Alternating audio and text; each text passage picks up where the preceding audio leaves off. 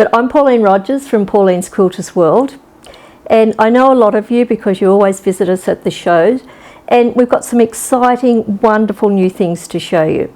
And I'm going to start off because we've been having lots and lots of phone calls and inquiries about have we got anything to make masks any easier to use. We've designed up a template, a ruler template, to allow us to make a face mask for a large person, a teenager or a youth, which would be the medium size, and then we've got the one for the children. And all we're going to simply do is put this on your fabric and cut around it with your rotary cutter, and you cut 2 pieces of fabric.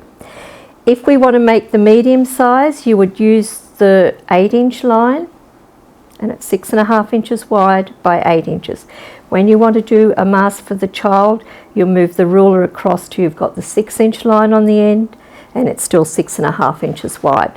So cut out your fabric, and once you've got that cut, we will stitch down either side with a 1/4 inch seam, just like I have here. We'll turn the fabric through to the right side, and they look really wonderful if you make them out of a funky fabric. Now we just press the sides, give a nice even press on both sides. Then we're going to use the ruler again, and we're going to use, for the medium size mask, we're going to use the outside lines on this edge, and we're going to use the 8-inch lines here. These holes in the ruler are for you to mark the pleats. If you're doing the large size, you'll use the outside dots. If you're using the small size, you'll use these ones that are in 1/2 inch from the edge and just in past the 6-inch line. Put the ruler on top, use a good quality marking pencil, and we'll mark through those holes and put a little dot in place. We'll do that on both sides of the mask. Just slide your ruler across. There's no real challenge in this, it's very easy. Just break down. I love to use the Bohin marking pencil because I can use black or white leads with it, so I can mark any colour. We've now got our dots appearing. We're just going to go to our ironing surface and we're going to press our pleats in place. You'll go down and press all of those dots to dots till you press all the pleats in place, and it will be just like this one here.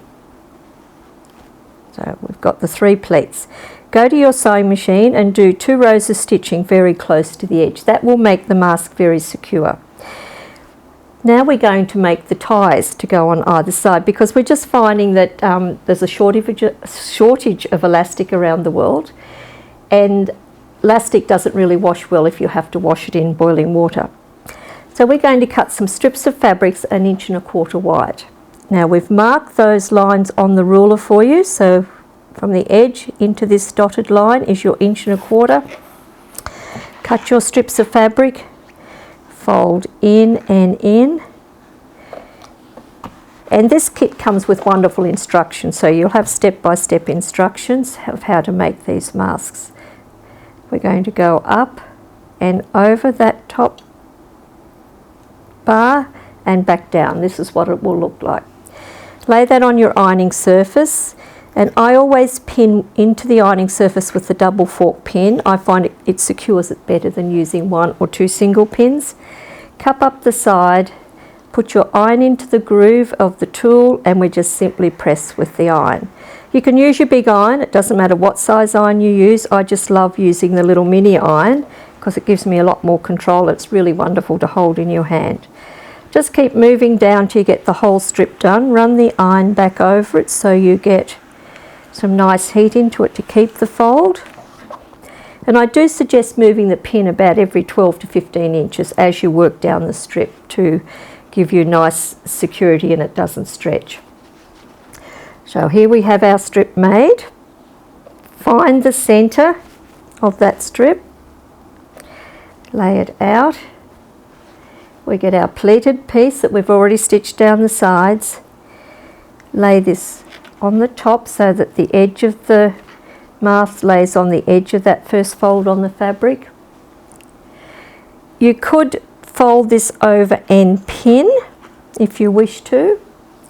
But I find it's really easy if I use the Roxanne glue Baste It, and if I just put little dots of glue along the edge here, fold over and press that will set the glue, and keep gluing all the way down the edge and keep folding, pressing. That will hold it in place perfectly for you while you go to your sewing machine and stitch really close on the edge. And then we'll put the piece on the top edge and your mask is finished. And you can wash them as many times as you wish. But remember, these are not the medically approved face masks. These are ones that you may just want to make for yourself to wear around the house, or if you're going to be coughing a little bit or something and you're just a bit worried, make yourself one of these. And it's a good way of using up lots of our leftover fabrics. A lot of different community events are asking us to make masks for them. So this is where we got great demand for making the tool. So enjoy, make whatever size you want, and just do go onto our website, because you'll see a great offer there for you for this set. We've got the ruler and the Sasha tool, and it's the creative kit for making your face mask. Have fun, enjoy, shop around on our website. We know we can't personally see you, but we give you big hugs from us here at Pauline's Quilters World. And go online to www.pqw.com.au and subscribe to be a member of our email newsletter, because we've got some wonderful news coming for you.